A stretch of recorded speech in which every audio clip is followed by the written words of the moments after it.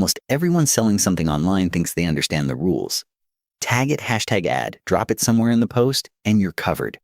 That belief is wrong in ways that have already cost real people real money. The Federal Trade Commission's endorsement guides do not ask whether you typed the word ad. They ask whether an ordinary person would actually notice it. So we pulled the real rules apart, line by line, and tested the gap between what people think the law says and what it actually requires. First, define what's actually being regulated, because most people get this wrong at the start. The rule is not about the word advertisement. It is about something the Commission calls a material connection. A material connection exists anytime there is a relationship between you and the brand that your audience would not reasonably expect, and that could affect how much weight they give your recommendation.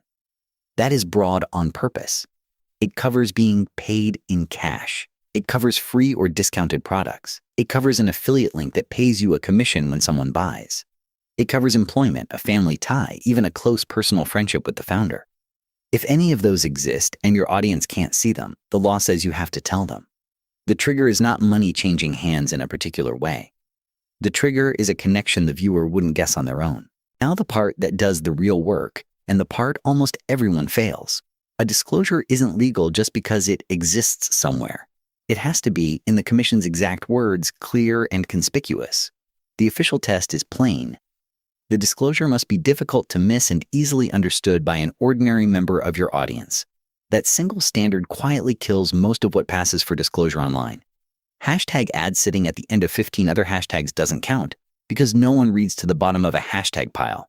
A disclosure hidden behind a more button where the viewer has to tap to expand the caption doesn't count, because most people never tap. Tiny gray text on a busy background doesn't count. And vague little tags like CP, or spawn, or collab, or just the word thanks don't count either, because an ordinary person doesn't reliably decode them as paid advertising. The Commission's own guidance is blunt about this. Don't bury it. Put it where the audience actually looks before they engage with the recommendation. These aren't dusty old rules either. The Commission formally updated its endorsement guides in July of 2023, the biggest revision in over a decade, and the changes tightened the screws specifically for the way people sell things now. 3 pieces matter most. First, the updated guides made clear that a platform's own built-in disclosure tool is not enough on its own. The little paid partnership label some apps add does not automatically satisfy the law. You still owe your own clear disclosure on top of it. Second, the definition of an endorsement was widened to explicitly capture fake reviews, paid for star ratings, and even tags of a brand in a photo. A tag can be an endorsement. Third, the guides put new weight on the brands themselves, signaling they should be monitoring the people they pay rather than looking away. The headline from the 2023 update is simple: more of what creators do every day now counts as an endorsement, and fewer of the shortcuts count as a disclosure. But what happens if you ignore all this? Here the numbers stop being abstract. In October of 2021, the Commission sent a notice of penalty offenses to more than 700 large companies, a legal maneuver that does one specific thing. It puts those firms on formal notice that deceptive endorsement practices can now trigger civil penalties in federal court. At the time, the cap sat near $43,000 per violation. That ceiling is tied to inflation, and by 2025, it had climbed to roughly $53,000 per violation. Read the phrase carefully: per violation. The Commission's position is that each non-compliant post, each missing disclosure, each undisclosed affiliate link can count as its own separate violation. A single campaign of 10 posts is not one exposure. It is potentially 10. The math is deliberately frightening, and it is meant to be. And this is not theoretical, because the Commission has already pulled the trigger. The clearest example is the Teami case. Teami sold detox teas with health claims it couldn't back up, promoted by paid celebrity influencers whose posts buried the paid relationship out of sight. In March of 2020, the Commission settled.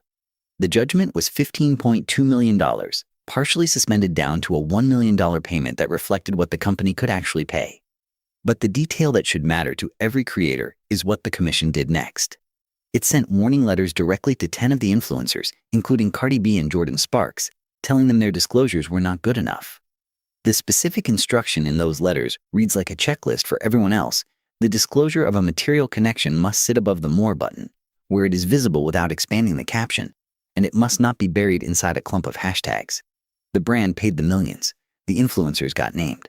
Both ends of the deal were on the hook. Step back, and the ways disclosures actually fail collapse into a short, repeating list, and almost none of them involve forgetting to disclose entirely. The failures are people who think they disclosed. Failure 1. Placement. The disclosure existed, but it sat below the fold, after the More button, or at the bottom of a video the viewer scrolled past. Failure 2. Camouflage. It was technically there, lost inside a wall of hashtags or styled in low-contrast text that the eye slides over. Failure 3. Vagueness. They used a code word, SP or collab, or a vague thank you that an ordinary person can't reliably read as advertising. Failure 4. Format mismatch. They put the disclosure in the written caption of a video that most people watch on mute and never read. So a spoken or on-screen disclosure was actually required. And failure 5. Outsourcing to the platform, assuming the app's little built-in label did the whole job by itself. Notice the through line. In every single case, the person believed they were compliant. The standard isn't intent. It's whether an ordinary viewer would have noticed. So strip it all down. The FTC endorsement guides are not a vibe and not a hashtag. They rest on 2 questions you can run against anything you post in 10 seconds. Question 1. Is there a material connection your audience wouldn't already expect? A payment, a free product, an affiliate commission, a relationship of any kind? If yes, you owe a disclosure. Question 2. Would an ordinary member of your audience actually notice and understand that disclosure? Without tapping more, without decoding slang, without reading to the end of a hashtag pile, in the same format they're consuming the content. If the honest answer to that second question is no, then in the eyes of the law you have not disclosed at all, no matter how many times the letters A and D appear in your caption. That is the whole test. Material connection, clearly and conspicuously disclosed, where the viewer will genuinely see it. Everything else, the warning letters, the per post penalties, the 7-figure judgments, is just the price of failing those 2 questions. Audit closed.